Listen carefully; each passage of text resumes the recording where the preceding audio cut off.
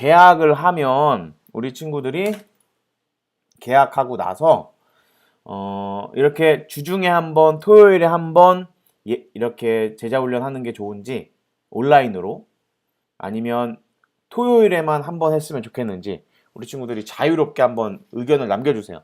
그러면 전도사님은 여러분이 의견 남겨줄 동안 이제 오늘 제자훈련을 시작을 하도록 하겠습니다. 그래서 오늘은 23과 강주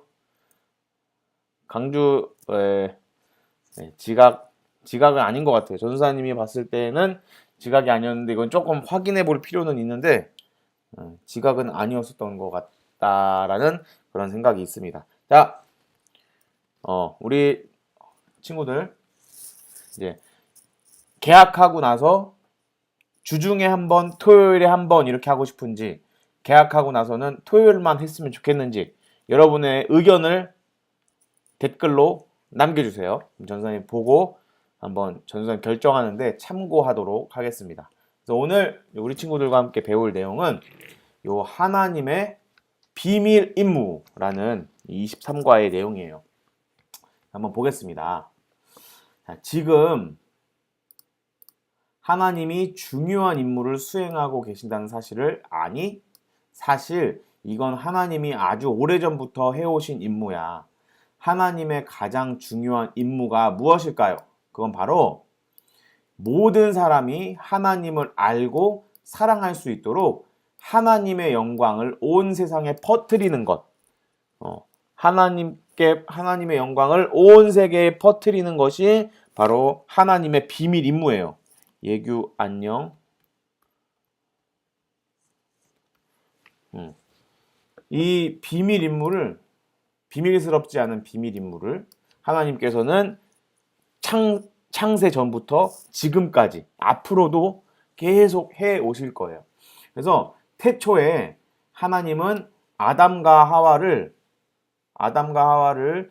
하나님의 형상대로, 잠시만요, 이거 재난 문자가 자꾸 와가지고, 하나님의 형상대로 창조하셨어요. 그래서 우리가 부모님을 닮은 것처럼 아담과 하와도 여러모로 하나님을 어떻게 했을까요? 닮았겠죠. 그래서 하나님은 아담과 하와에게 그들처럼 하나님을 닮은 사람들, 이 하나님을 닮은 사람들이 누구예요? 자녀와 손주예요. 로 이 땅을 가득 채우라고 명령하셨어요. 이 명령이 어디에 나오느냐? 창세기 1장 27절부터 28절에 나와요. 근데 문제가 있어요. 무슨 문제가 생겼느냐? 바로 아담과 하와는 하나님이 맡기신 임무를 거절했어요. 어떻게 거절했냐면 그들은 하나님의 말씀을 듣거나 따르지 않기로 했어요. 그래서 하나님이 정해주신 대로, 하나님이 원하시는 대로 사는 게 아니라 내가 하고 싶은 대로 살 거야 라고 결정을 해버렸어요. 이거를 성경에서는 죄라고 불러요. 그리고 이 죄로 말미암아 세상은 엉망진창이 되어버렸다라는 것이 우리가 오늘 배울 내용이에요. 그래서 이 모든 인간은 여전히 하나님을 닮기는 했지만 하나님이 맡기신 임무는 수행하지 않고 잘난 척을 하고 싶어서 자신의 하찮은 임무만 쫓고 있지.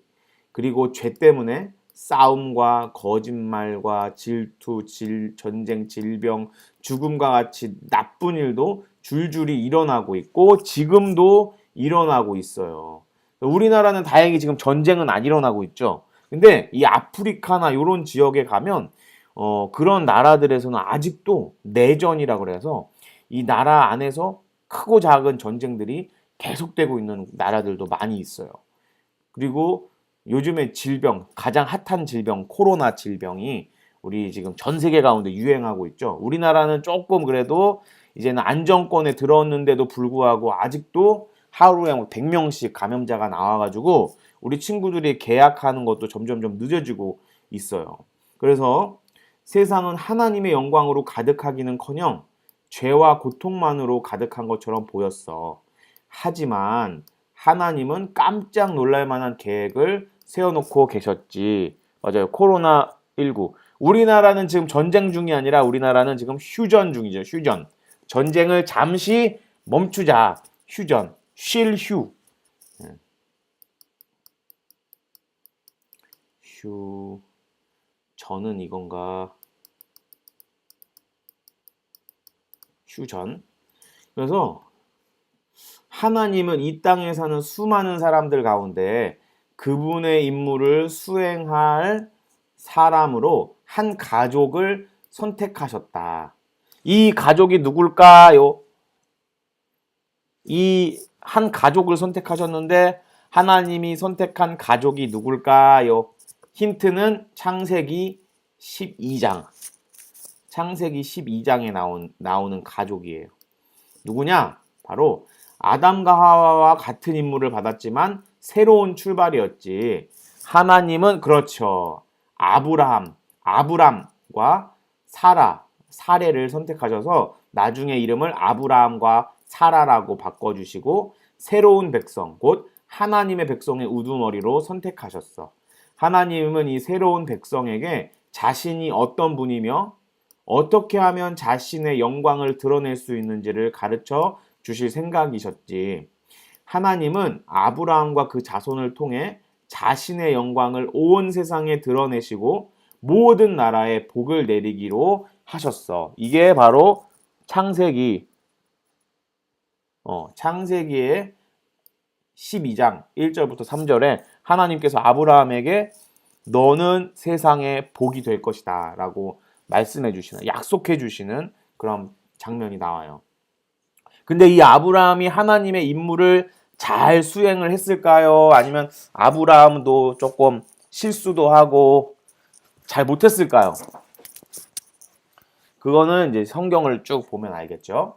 자, 한번 봅시다. 어떻게 됐는지, 아브라함과 그 가족이 하나님의 임무를 잘 수행했는지 아니면 실패했는지 한번 봅시다. 그런데 안타깝게도 아브라함과 그 자손은 하나님의 영광을 잘 드러내지 못했단다. 그들의 삶은 죄로 까맣게 얼룩져 있었지. 하나님은 그분을 닮은 삶이 어떤 것인지 정확히 가르쳐 주셨지만 그들도 그분의 법을 어기고 말았어. 그래서 하나님의 임무는 결국 실패했을까? 하나님의 임무는 아브라함과 그 후손들이 비록 하나님의 임무를 잘 수행하는 데 실패했지만 하나님의 임무는 실패하지 않았어요. 하나님의 임무는 결국에는 이루어졌어요. 그 가장 큰 강력한 증거가 뭘까요? 바로 우리들이에요.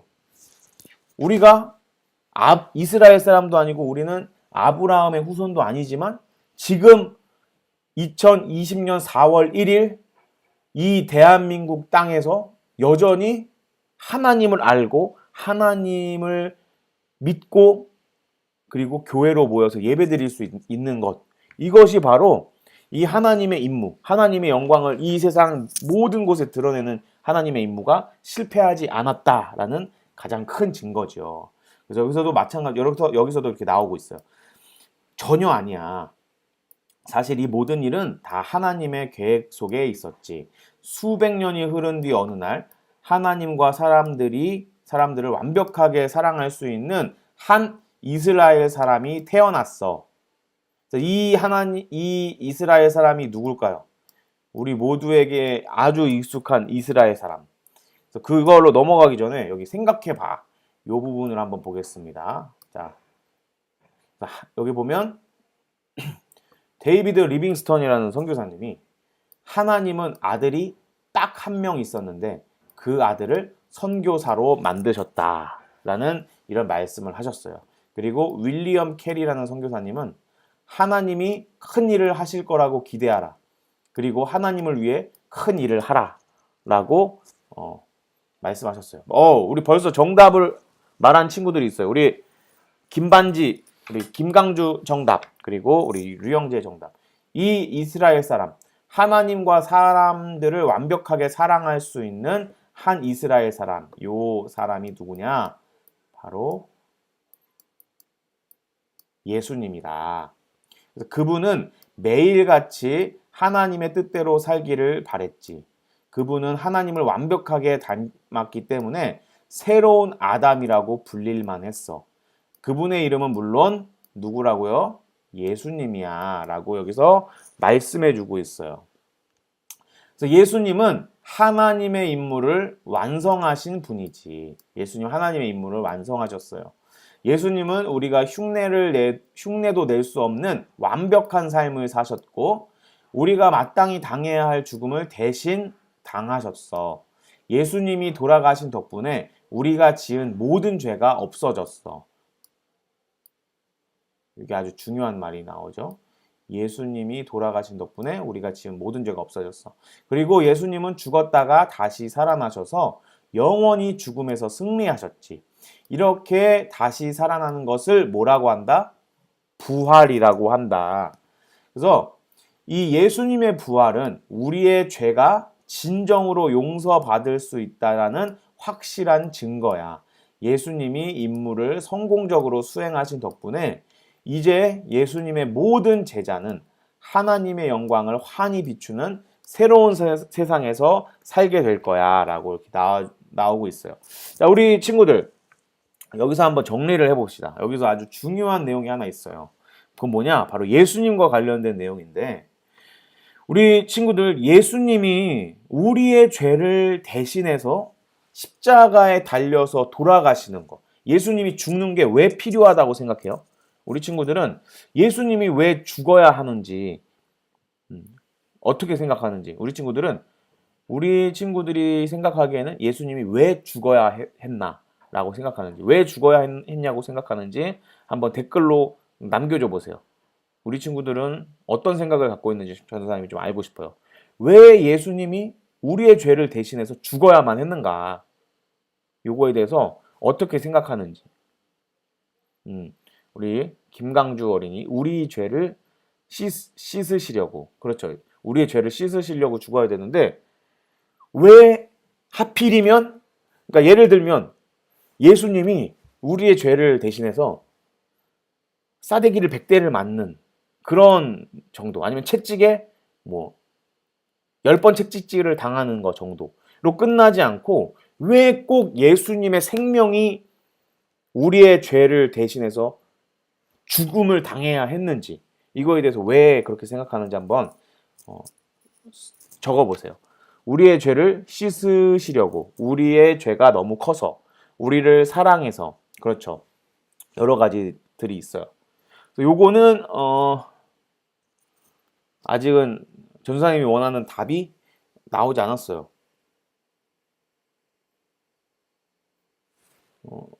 서진이가 와이파이가 안 돼서 서진이는 오늘 제자 훈련을 못 한대요. 우리의 죄가 그만큼 크고 많아서 우리를 너무나도 사랑하셔서. 네, 요거에 대해서 전사님이 한번 설명을 해줄게요. 이 하나님의 법칙이라는 게 있어요. 우리 하나님께서는 법칙이 있어요. 무슨 법칙이냐? 하나님께 나오기 위해서는 죄가 없어야 되거든요. 근데 우리는 죄가 있어요. 그러면 죄 있는 우리가 어떻게 죄가 없이 하나님 앞에 나올 수 있느냐? 하나님께서 방법을 알려주셨어요. 뭐냐? 옛날에 제사를 지낼 때 인간을 대신해서 생명을 대신 바치는 거예요. 어떤 생명? 동물의 생명. 그래서 어린 양이라든지 비둘기라든지 소, 양 이런 걸 가지고 예수님이 아니라 우리의 죄를 대신해서 그 동물을 죽이고 그 동물의 죽음으로 대신해서 우리의 죄가 일시적으로 용서함을 받아서 하나님께 나아올 수 있는 방법이 있었어요. 그러니까 하나님의 법칙은 이거예요. 죄가 있으면 하나님께 나올 수 없고 그 죄의 문제가 해결돼야만 하나님께 나올 수 있다라는 게 하나님의 법칙인데, 그럼 이게 예수님과도 연결이 돼요. 왜? 사람이 중요해요? 동물이 중요해요? 현실에서 돌아가신 분들은 다시 부활할 수 없죠. 나중에 우리가 부활해서 천국에 가게 되죠. 사람이 중요해요? 동물이 중요해요? 우리 친구들 한번 대답해 보세요. 전도사님, 저는 옆에 있는 친구보다 내가 키우는 강아지가 더 소중해요. 이런 사람이 있어요? 휴먼, 그렇죠. 우리 영재 아주 좋았어요. 휴먼이 더 중요해요. 근데 그렇기 때문에 아무리 동물을 죽여도 이 동물의 죽음으로는 인간의 모든 죄를 다 용서할 수 있는 가치가 없는 거예요. 그러니까 예를 들면 인간의 생명은 10만 원이라고 치면 동물의 죽음은 10,000원밖에 안 되는 거예요. 그러면 이 동물의 죽음이 이 인간의 죽음을 대신할 수가 없죠. 그렇기 때문에 옛날에 제사를 드릴 때는 매번 하나님께 나올 때 양을 또 죽이고 또 죽이고 또 죽이고 소를 죽이고 염소를 죽이고 비둘기를 죽이고 그것도 없으면 곡식을 바치고 이런 식으로 계속해서 끊임없이 하나님께 제사를 드릴 때 뭔가 대가를 지불했어야 돼요. 근데 하나님께 나올 때 이 죄를 용서를 받아야 되는데 인간의 가치보다 더 높은 가치를 갖고 있는 거를 대신 바치면 그러면 인간의 죄는 용서를 받겠죠. 이 인간보다 높은 게 뭐가 있어요? 하나님 자신이 있잖아요. 그러니까 하나님께서 자기의 아들, 삼위일체 하나님께서 자기의 아들을 이 땅에 보내셔서 인간의 죄를 대신해서 죽게끔 하신 거예요. 그러면 사람보다 더 가치가 높은 예수님의 죽음으로 말미암아 우리의 죽음과 우리의 인생의 가치보다 훨씬 더 높은 예수님의 죽음으로 말미암아 우리의 모든 죄가 다 용서함을 받게 된다라는 것이 여기가 가장 중요한 포인트예요. 그러면 이 예수님이 우리의 죄를 대신해서 죽은 게 이제 여러분 이해가 되죠? 그러면 이 예수님께서 부활하신 것이 왜 중요한가? 요거를 또 한번 짚어봐야 돼요. 이 예수님의 부활이 굉장히 우리에게는 중요한 의미를 갖고 있어요. 왜 그러느냐? 만일에 예수님께서 우리의 죄를 대신해서 돌아가셨어요. 근데 예수님이 부활하지 않으셨어요. 그러면 우리로서는 예수님이 우리를 대신해서 죽은 것이 과연 나의 죄가 용서함을 받은 증거가 될 수 있을까? 의심이 될 수 있어요. 왜? 예수님이 죽고 부활하지 않으셨으면 이게 뭐 제대로 된 건지 뭐 안 된 건지 우리가 알 수 있는 길이 없는 거잖아요. 그죠? 그러니까 예를 들면 이거예요. 여러분이 인터넷에서 쿠팡이라든지 뭐 위메프라든지 또 무슨 인터넷 쇼핑몰이 있죠? 뭐 옥션이라든지 이베이라든지 이런 데서 물건을 샀어요. 물건을 사려고 결제를 딱 눌렀어요. 결제를 딱 눌러가지고 결제가 완료되었습니다. 이제 배송이 시작됩니다. 이렇게 했는데 이 배송되는 택배가 안 와. 하루가 지나고 이틀이 지나고 3일이 지나고 일주일이 지났는데도 안 와. 그러면 내가 이 물건을 산 건지 쓱 SSG 그래요. 이마트 쓱도 있고 배송은 출발했다 그랬는데 이 물건이 안 와. 그러면 어떻게 해요? 내가 이걸 사기를 당한 건가? 아니면 진짜로 이게 오고 있는 건가? 우리가 확인할 수 있는 방법이 없죠. 그러니까 예수님의 부활도 마찬가지예요. 예수님이 계속 그 죽은 상태로 있으면 과연 이 예수님의 이 십자가의 피의 공로가 나한테도 임하는 건가? 아니면 그동안 너무 많은 사람들이 너무 많은 죄를 지어서 예수님의 보혈의 공로가 나한테까지는 못 오는 건가? 우리가 알 길이 없죠. 근데 예수님께서 부활하심으로 뭐가 증명됐냐면 예수님이 죄가 없고 그리고 예수님이 인간의 모든 죄를 다 대신하셨다는 게 증명이 되는 거예요. 왜? 이것도 하나님의 법칙인 거예요. 만일에 100이라는 것을 해결하려면 100이 있어야 되는데 100보다 더 지불하면 하나님께서는 요거를 이제 없었던 거라기보다 해결되었다라는 것을 증명하신 거예요. 그러니까 즉 뭐냐? 예수님이 죽음이 죄 없이 죽으신 죽음이고 그 예수님의 죽음으로 말미암아 모든 죄의 문제가 해결되었기 때문에 더 이상 죽음이 예수님을 잡아둘 수 있는 이유가 없는 거예요. 그렇기 때문에 예수님이 부활하신 거예요.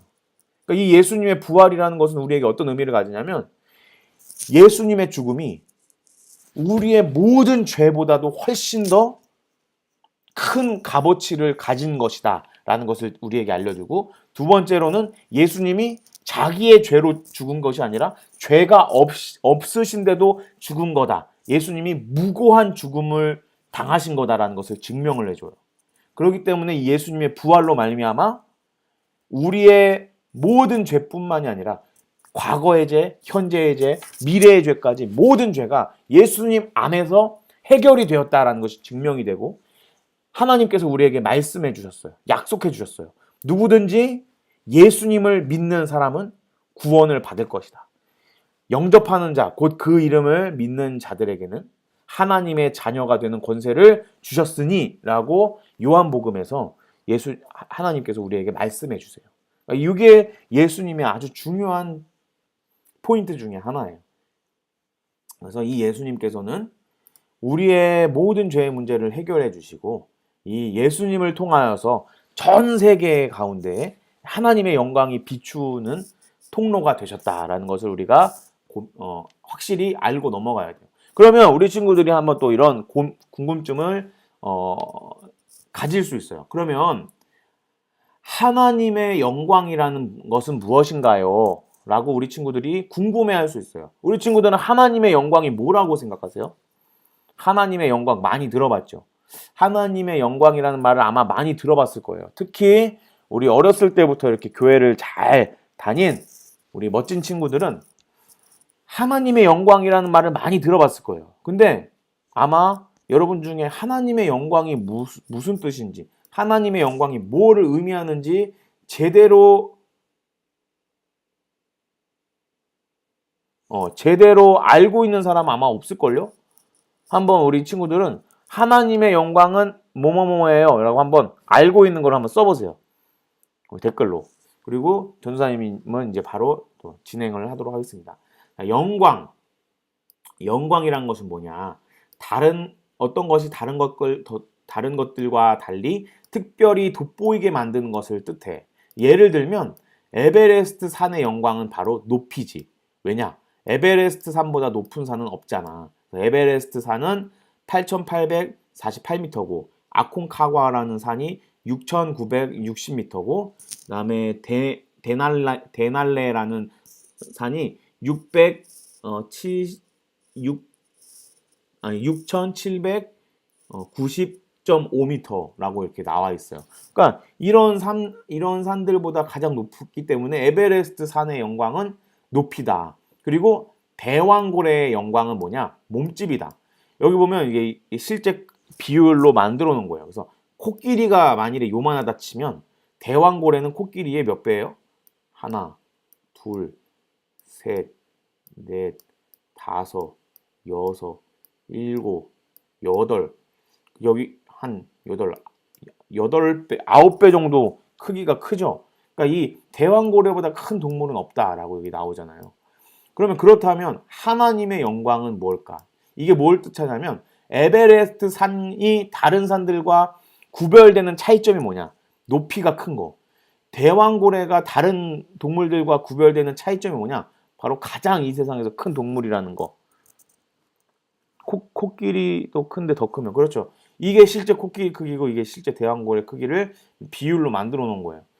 그러면 하나님의 영광. 하나님은 하나님만의 독특하고 특별한 것이 무엇인가? 라는 것을 우리가 하나님의 영광이라고 볼 수 있어요. 하나님이 왜 하나님인가? 하나님만 가지고 계신 특별한 것이 무엇인가? 이거를 우리가 볼 수 있어요. 그럼 뭘까요? 하나님만이 가지고 있는 특별한 것. 이거를 한 단어로 하나님다움이라고 이야기를 하고 있어요. 뭐뭐다움, 뭐뭐답다 이런 말 많이 쓰죠. 뭐 남자답다, 여자답다, 뭐 장군, 뭐 아니면 역시 우리 예규는 듬직한 막내 아들답군, 뭐 이런 이야기들 많이 하잖아요. 이 답다, 이 뭐뭐다움 이거를 이야기를 해요. 그래서 하나님다움이라고 나타낼 수 있어요. 하나님의 영광은. 하나님과 같은 분은 세상 어디에도 없어. 그리고 하나님만이 참 하나님이시지. 이 하나님이 어떤 분이시냐? 하나님은 사랑과 자비와 은혜가 많으신 온 우주에서 가장 옳은 분이셔. 요거의 밑줄. 요거의 아주 중요한 핵심. 하나님은 가장 옳은 분이다. 이거를 우리가 꼭 기억을 해야 돼요. 내가 아무리 옳은 것 같은 생각을 해도 하나님보다 옳을 수 없어요. 우리가 신앙생활을 하면서 우리가 교회를 다니면서 빠지기 쉬운 함정이 있어요. 조금 이렇게 공부도 많이 하고 성경 공부도 많이 하고 그러면 내가 제일 하나님 뜻도 잘 알고 이게 정답인 것 같다라는 착각에 빠질 때가 있어요. 하지만 우리가 늘 명심하고 하나님 앞에 겸손해야 되는 이유가 뭐냐면 가장 옳은 분은 하나님이신 거예요. 하나님이 이렇다라고 하면 그런 거고 하나님이 아니다 하면 아닌 거예요. 그러니까 우리는 언제나 내가 갖고 있는 생각과 지식과 내가 갖고 있는 경험을 하나님이 아니다라고 했을 때는 내려놓고 네 하나님, 하나님의 말씀하시는 게 맞아요 라고 하나님을 인정할 수 있는 겸손한 마음이 늘 필요한 거예요. 그래서 밑에를 더 봅시다. 하나님이 자신을 어떻게 소개하시는지 잘 들어봐. 여기 출애굽기 34장 6절부터 7절 말씀에 이렇게 나와 있어요. 나 여호와는 자비롭고 은혜로우며 쉽게 노하지 않고 사랑과 진실이 풍성한 하나님이다. 나는 사랑을 천대까지 베풀고 죄와 잘못을 용서하지만 그렇다고 범죄한 자를 벌하지 않은 채 그대로 두지는 않을 것이다 라고 나와 있어요. 뭐가 1억이 넘죠? 우리 김강주 어린이는 이제 대왕고래에서 벗어나세요. 대왕고래에서 빠져나와서 지금 하나님의 영광에 대해서 우리가 지금 생각을 해봐야 되는 거예요. 하나님의 영광을 드러내는 것은 자신이 얼마나 선하고 은혜롭고 참되신 분인지를 똑똑히 보고 감탄하라는 뜻이야 라는 거예요. 그래서 하나님의 영광을 하나님이 드러낸다는 건 뭐냐면 이 세상에 있는 모든 사람들로 하여금 자, 이 인간들아 봐라.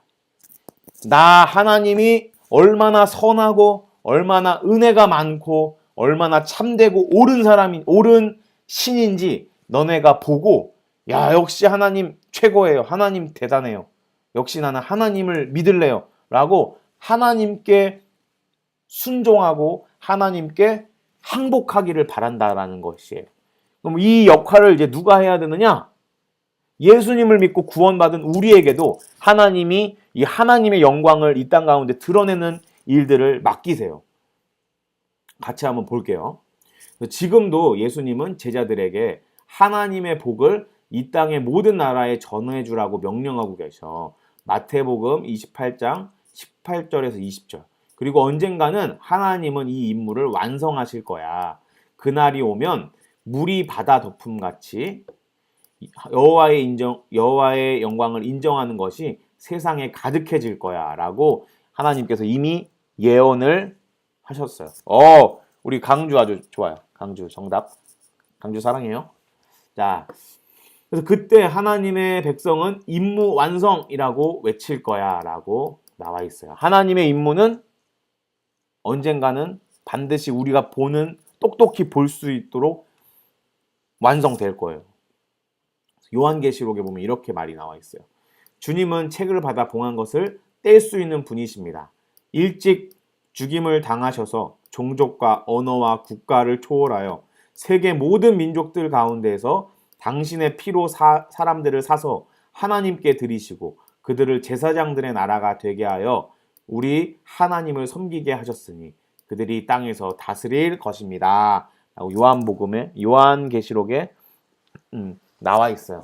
자, 그래서 우리 친구들 전도사님이 여러분이 기억이 나는지 안 나는지 모르겠지만 전도사님이 동강교회에서 초등 3부에 이제 3년간 사역을 하면서 만으로 3년 사역을 하면서 이제 표어를 매년 바꿔왔는데 어떤 표어를 했었느냐? 첫 번째 와서는 첫째 연도에는 우리는 하나님의 자녀라는 표어를 했어요.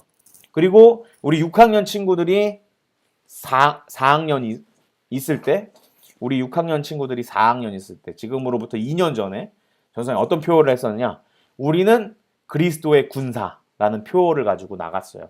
그리고 작년 우리 5학년 친구들이 4학년일 때 김시은이 누구죠? 도영이죠. 도영이 잘 왔어요. 그리고 작년의 표어가 뭐였냐? 우리는 왕 같은 제사장들이라고 이렇게 세 가지 표로 3년 동안 이렇게 했었어요. 그것이 무엇을 뜻하느냐? 우리는 먼저 하나님의 자녀로 부르심을 받아야 돼요. 예수님으로 말미암아 우리가 구원을 받는다는 건 뭐냐면 하나님의 자녀가 다시 된다는 거예요. 우리 도영이 잘 왔어요. 도영이 사랑해요. 그래서 하나님의 자녀가 되면 그 하나님의 자녀가 된 걸로 그냥 가만히 멈춰 있는 게 아니라 성장을 해야 돼요. 하나님의 자녀가 되면 그 다음에 한 단계 발전해서 그리스도의 군사가 돼야 돼요. 자녀보다는 군사가 좀 더 세죠. 자녀보다는 군사가 조금 더 센 거니까 쉽게 말하면 레벨업을 하는 거예요. 자녀에서 군사로. 군사보다 더 센 게 뭘까요? 왕 같은 제사장이 더 센 거예요. 여기서도 마찬가지로 예수님께서 죽임을 당하셔서 자신의 피로 사람들을 사서 그 사람들이 뭐가 되겠느냐? 제사장들의 나라가 되게 했다.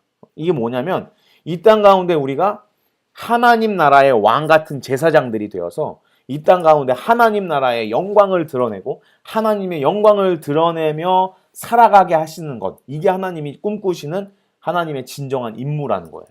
그러니까 우리가 이 왕 같은 제사장들이 되어서 이 땅 가운데 하나님의 영광을 드러내는 사람들이 돼야 돼요. 여기에 이제 마무리를 하면 너는 하나님의 자녀라는 것을 믿니? 자, 우리 친구들은 내가 하나님의 자녀라는 사실을 믿나요? 믿는 친구는 댓글로 아멘이라고 지금 써보세요. 나는 하나님의 자녀라는 것을 믿는 사람은 아멘이라고 지금 댓글로 남겨주세요. 만일에 댓글을 못 치는 친구는 이렇게 문자 메시지로 전도사님한테 남겨주세요. 그리고 그렇다면 너에게 맡겨진 임무가 있다는 사실을 아니? 그 임무는 바로 하나님의 임무이기도 해. 바로 온 세상에 하나님의 영광을 비추고 예수님에 관한 복된 소식을 세계 방방 곳곳에 전하는 거야. 뭐 그렇다고 어렵게 생각할 필요는 없어.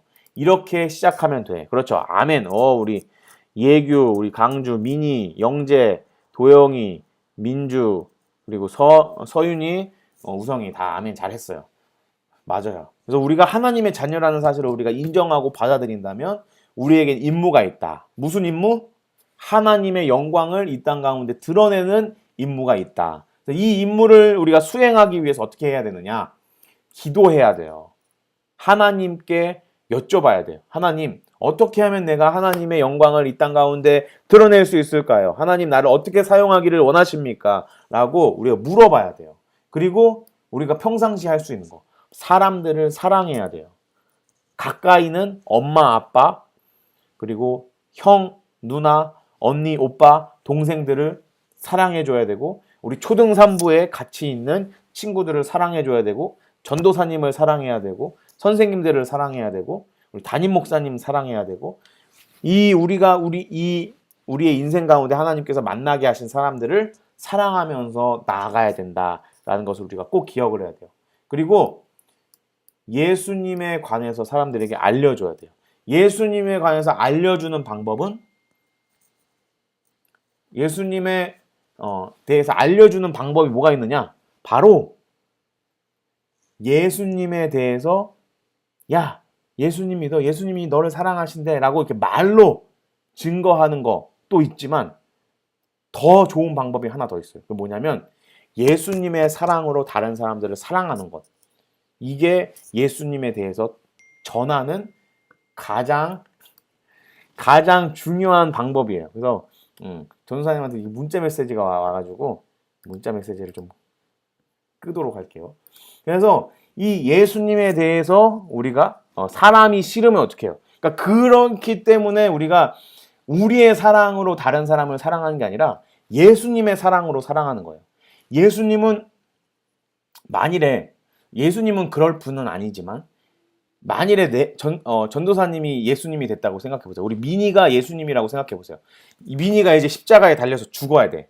근데 내가 십자가에 달려서 죽으면 내가 좋아하는 사람들의 죄만 용서가 되는 게 아니라 내가 싫어하는 사람과 내가 그냥 아무렇게도 생각하지 않는 사람들의 죄까지 다 용서함을 받게 돼.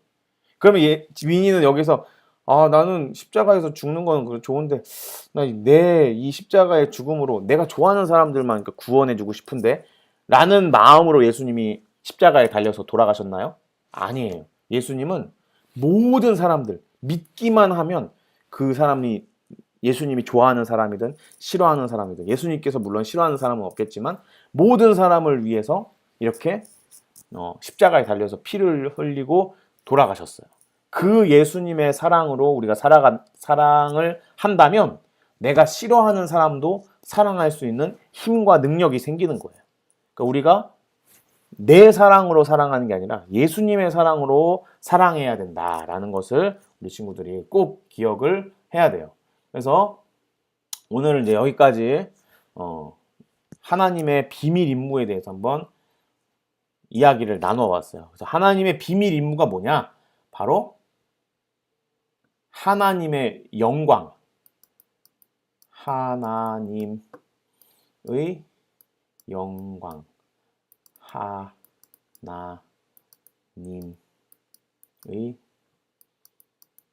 영광을 이 세상에 나타내는 것이 바로 하나님의 비밀 임무고, 이거를 하나님께서는 태초부터 지금까지 쭉 해오고 계시는데 예수님으로 말미암아 구원을 받은 우리들에게도 이 임무를 맡기신다라는 사실을 우리가 배웠어요. 그래서 우리도 이 하나님의 자녀로서 이 세상 가운데 하나님의 영광을 드러내는 그런 사람으로 살아가야 된다라는 것을 우리 친구들과 한번 살펴봤어요. 그래서 그 하나님의 영광을 드러내는 방법이 뭐냐? 기도하는 것, 그리고 사람들을 사랑하는 것, 그리고 사람들에게 예수님에 대해서 말해주는 것. 단순히 잘해주고 단순히 그냥 다른 사람들에게 저 사람은 진짜 착한 사람이다, 저 사람은 진짜 짱이다 라고 인정받기 위한 것이 아니라 예수님에 관해서 알려주기 위해서 우리가 그렇게 살아가야 된다라는 것을 배웠습니다. 그래서 오늘 이제 여기까지 내용을